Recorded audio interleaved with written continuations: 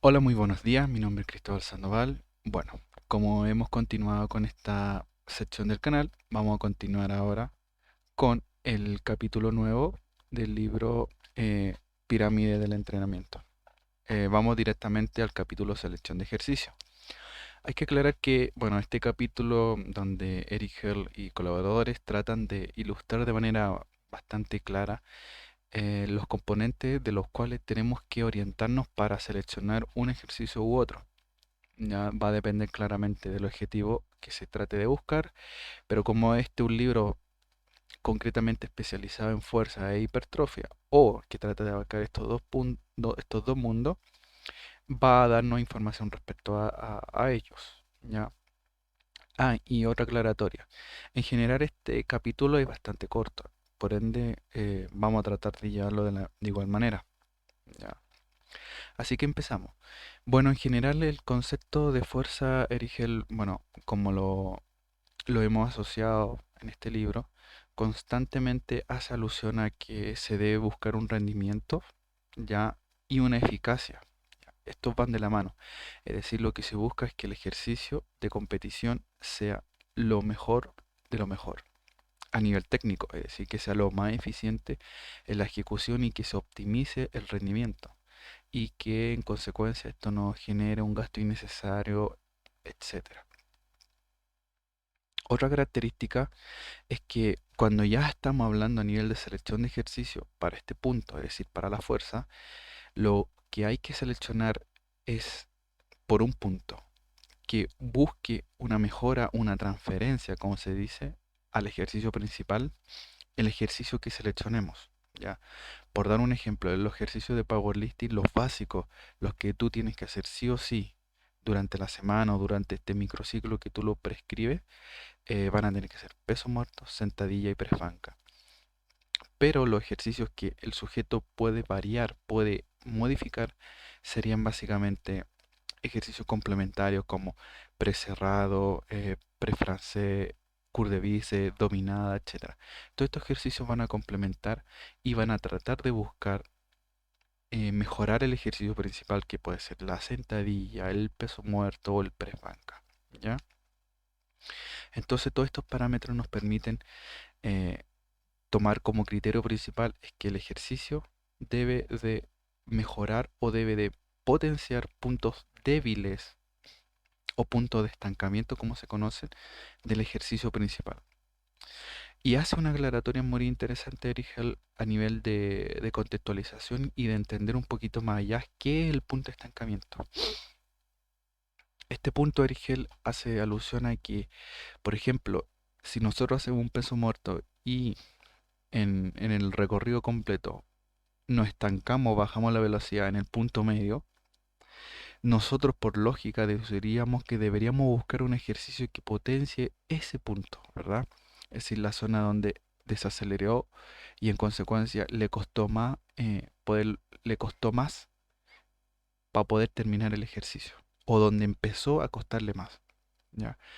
Entonces, esto Erigel nos dice de que, ojo, hay que tener claro de que no sabemos si el punto de estancamiento empezó antes y no sabemos cuándo concretamente empezó.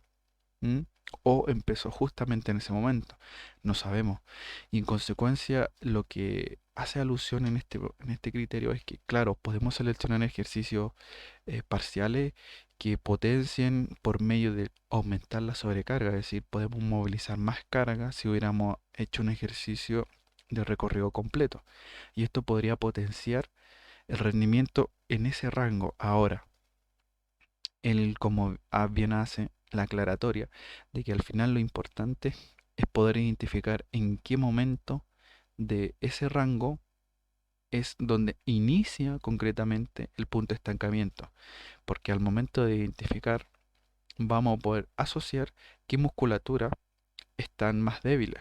O sea, una cosa es saber que el peso muerto involucra, no sé, cadena posterior, estabilizadores de la zona abdominal, etcétera, pero ser un poco más preciso en el sentido de saber concretamente qué musculatura, por ejemplo, del grupo muscular del curve femoral, cabeza larga, cabeza corta, que podría estar ya viéndose mermado. ¿M? Más o menos es para donde nos quiere orientar Erigel. Ahora, ¿hay que ser muy detallistas? Tampoco tenemos que llegar a ese punto, pero sí tratar de, por ejemplo, si vemos que el punto de estancamiento está al inicio y esto produce que a la zona media empiece a bajar la velocidad, se podría asociar que la musculatura de la cadera, es decir, el glúteo y el glúteo mayor o el glúteo medio, el glúteo menor, estén débiles y en consecuencia sean el punto que se deba de potenciar. O incluso al revés, podría ser que el lo isquio, es decir, la cadena posterior, es decir, curva femoral, etcétera, el conjunto del curva femoral puede haberse mermado y en consecuencia le aumente el trabajo en la fase media al glúteo, ¿ya? Entonces, ¿qué quiere decir esto? Que los criterios de selección pueden ser muy interesantes orientados a un plan mensual o unos par de semanas que permitan potenciar esa musculatura, probar de nuevo, verificar si era el punto de estancamiento, por ejemplo, el glúteo o el glúteo mayor o en su conjunto, o posterior a eso, probar potenciar los isquiosurales por medio de un ejercicio aislado, etcétera, y ver de nuevo, evaluar, ¿ya? Entonces, hay igual un criterio muy importante en este caso es que los puntos de estancamiento no hay que verlos como ejercicios, pero que busquen a la vez mejorar el ejercicio principal por medio de estimular puntos débiles del, de- del gesto. Por ejemplo, podemos tener puntos débiles a nivel de musculatura del pectoral, del tríceps, en el caso de que sea un press banca, ¿ya? Así que más o menos ese es el criterio que nos entrega y más que claro, no hay otra manera. Así que ahora empezaremos con la hipertrofia, que es un poco más sencillo, pero que toma referencia las características que nos entrega a nivel de fuerza. A nivel de hipertrofia, el Erigel nos orienta a que la carga lo ideal es que sea lo más baja posible. No digamos una carga que no sea susceptible para el músculo y que estemos haciendo 100 repeticiones sin sentir nada. No, no llegar a ese criterio, sino llegar a un criterio en que sea una carga liviana, por dar un rango promedio como nos va a entregar. Podemos asociar en otro ítem que ya nos ha dado a nivel de volumen e intensidad en el ítem o el capítulo apartado de volumen donde nos orienta a que por lo menos la carga debe estar fluctuando o la intensidad entre un 70, 75% o un 60, etcétera. Ya. Esto rango va a permitir generar un estímulo, pero que el sujeto va a estar consciente de la ejecución técnica y en consecuencia va a poder darle más importancia a cómo se está activando o cómo se siente el músculo. ¿Ya? Entonces aquí podemos llegar a un criterio que se utilizaba en la vieja escuela, que era básicamente hacer conexión mente-músculo, una manera de trabajar el músculo, ¿m? Que puede ser interesante. Entonces, dejamos todo claro de que a nivel de hipertrofia lo ideal es que la selección de ejercicio, por lógica, va a tender a realizarse con menos carga, ¿ya? Y que lo que busca, igual como a nivel de fuerza, potenciar puntos débiles. Ahora, no a nivel de un ejercicio en concreto, sino a nivel muscular, ¿ya? Ahora, Erigel igual nos aclara de que lo ideal no es volverse loco y considerar de que ahora tenemos que llenarnos de hacer pájaro, elevaciones laterales, etcétera. No, no hay que llegar a ese criterio. Hay que aplicar una combinación, como se dice, una rutina híbrida que permita seleccionar de manera inteligente uno o dos ejercicios multiarticulares y uno a tres ejercicios que permitan aislar el músculo que buscamos potenciar de manera en concreto. Una, nos aprovechamos de la tensión mecánica, ¿ya? Y la otra, generamos daño muscular o estrés metabólico que puede fomentar el desarrollo muscular, ¿ya? Junto con que la sobrecarga progresiva va a permitir movilizar más carga y esto en consecuencia genera como un efecto en cadena de aumentar daño muscular y aumentar tensión, estrés metabólico. ¿M? Y en consecuencia podríamos reducirlo a que Erigel nos orienta a que la rutina tiene que ser híbrida. tiene que ser lo más compacta posible y que permita ahondar o seleccionar de manera inteligente los criterios que permiten mejorar la fuerza y los criterios que desde su punto de vista considera óptimos para optimizar la hipertrofia. Y respecto a los criterios, bueno, hace una aclaración de que una cosa es la aleatoriedad y otra bien distinta es la variación. ¿Ya? ¿Qué quiere decir esto? Erigel lo dice de que, por ejemplo, se dice muy comúnmente de que, por ejemplo, los ejercicios uno tiene que de alguna manera estimular siempre de manera distinta al músculo y eso se asocia a seleccionar distintos ejercicios constantemente o, por ejemplo, cada mes, cada semana, etcétera. Dice Rigel que esto es un grosso error que permite o desfavorece en la mejora a nivel técnico, que es un pilar fundamental para poder optimizar la intensidad, es decir, poder seguir aumentando la carga al el ejercicio en concreto y favorecernos de todo lo que genera aumentar el tonelaje, la movilización de carga. Entonces, por ese lado, Rigel nos orienta a que seleccionemos ejercicio, pero no seleccionemos cualquier ejercicio, ¿ya? Y tampoco lleguemos al error de estar constantemente seleccionando nuevos ejercicios totalmente distintos. Una cosa es hacer, por ejemplo, peso muerto, pierna rígida, eh, normal, y hacer una selección o una variación de un peso muerto, pierna rígida, pero encima de un disco, ¿ya? Lo cual generaría aumento de recorrido. Si vemos que la diferencia es sutil, solamente se utiliza un disco, claramente esto generaría comprometería o aumentaría los factores de palanca, etcétera. Pero a nivel visual y a nivel práctico, una variación muy simple y muy orientativa, pero no es hacer, por ejemplo, un peso muerto pierna rígida y después estar realizando un curvo femoral. ¿Ya? Lo cual no indica que está mal. Pero si el objetivo era generar una variación del mismo ejercicio, está errado, ¿ya? Hacia donde se quiera apuntar. Entonces, finalmente igual nos da un criterio bien obvio de que los ejercicios multiarticulares deberían ser los primeros.